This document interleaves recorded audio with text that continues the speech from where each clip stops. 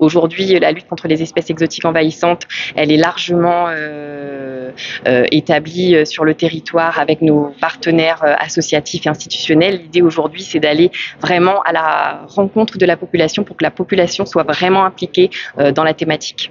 On parle d'animaux comme le rat, mais aussi comme le chat, comme certains lézards qui ont été introduits et qui ont prédaté des espèces endémiques de la Réunion.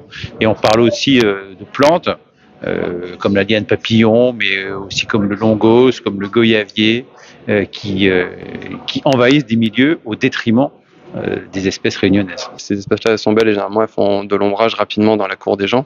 Et en fait, on va les enlever parce qu'elles peuvent d'elles-mêmes, une fois qu'elles ont été plantées, aller directement en milieu naturel.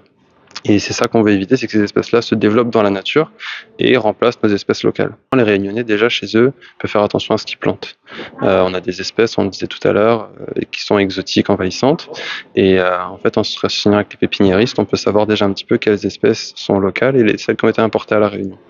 Donc les Réunionnais chez eux, ce qu'ils peuvent faire déjà dans un premier temps aussi, c'est contre ces espèces-là, de pouvoir empêcher ces espèces de fructifier, de faire des fruits, pour les empêcher de pousser. Actuellement, à l'association, on a un projet aussi sur des espèces qui sont interdites, notamment tulipiers, arbres-pieuvres, qui sont des espèces présentes dans la cour des gens et que nous, on peut faire abattre gratuitement et remplacer par une espèce endémique et indigène.